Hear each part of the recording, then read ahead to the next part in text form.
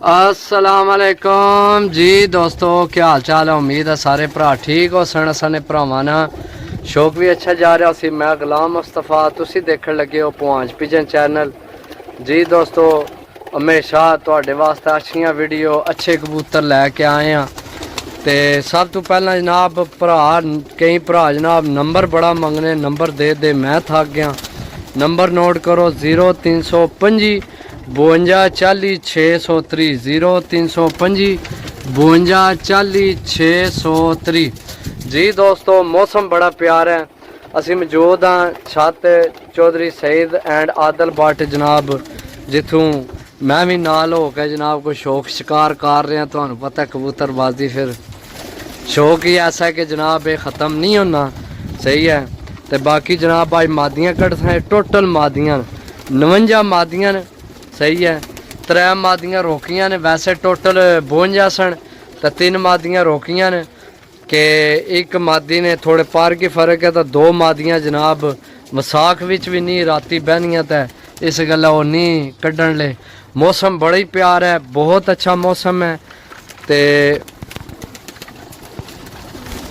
जी दोस्तों 21 अगस्त ना महीना 21 तारीख है जनाब। तो अज यकीन करो बड़ा अच्छा मौसम है। तो कल जी गुजर गई है 20 तारीख, बड़ी भरावां नाल नुकसान होया है। तो दिली अफसोस है। बाकी मौसम तक है तो जनाब डाया करो। कल साड़ी फड़क सी, लेकिन असा नहीं मारी फड़क इस वजह तू कि असा नैट ते चेक किया। मौसम 8 बजे तो लैके 11 बजे तो नहीं खराब सी। तो बहुत भरावां ने कबूतर जाया हुए हैं। देखो मोबाइल हर बंदे कोल है, कम से कम जनाब कोशिश करया करो कि कबूतर कढ़ने तो पहला देखो कबूतर जरूरी न।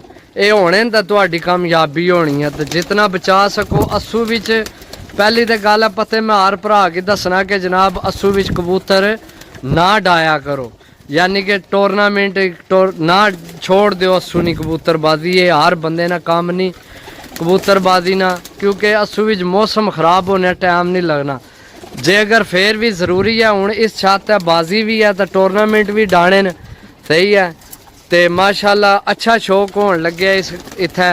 लेकिन ये अस्सू नहीं कबूतरबाजी जल्दबाजी नालू सबर नहीं ते बिल्कुल ठंडे मजाज वाला बंदा जनाब कबूतरबाजी कर सकना है। राजा हमजा साहब साढ़े नाल मौजूद हैं, थोड़ी जी गुफ्तगू करसा इन्हां नाल भी के आसन अस्सू नहीं कबूतरबाजी च। जी राय साहब अस्सलाम वालेकुम। सुनाओ आज कोनो काम तक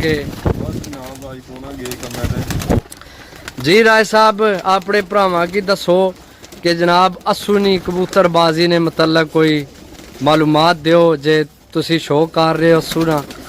जनाब बस ना शौक कर रहे हैं बाकी मौसम तक है ते नेट हर बंदे को ले आवे।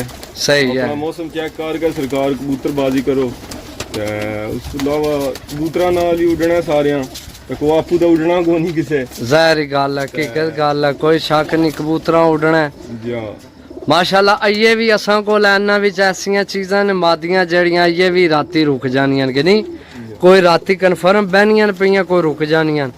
ते बाकी ज्यादा असां राय साहब लग गई लाइटां तक नहीं लग गई माशाल्लाह। लाइटां दा लाग है ताकि जनाब जे अगर रात पै भी जाए नेरा पै भी जाए तो जनाब बह जान।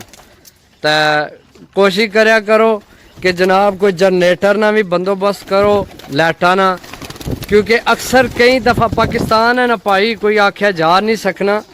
अक्सर जनाब वही कई दफ़ा शाम की बिजली बंद हो जानी है तो बड़ा नुकसान होना है। कल साढ़े वो नहर तो पार जितना इलाका है ना दरिया ने नज़दीक, कल नहीं सॉरी परसों नहीं गल है कि शाम नहीं फड़क सी सारिया मारी तो जनाब बिजली बंद हो गई है।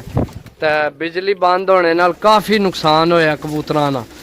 ज़ाहिर गल है जिस साइड तो फिर रोशनी होनी है कबूतर उधर चढ़ जाना। बाकी इंशाल्लाह जनाब अगला पार्ट बनासा भरावां नाल रहसा वीडियो ते। ओके अल्लाह हाफिज़।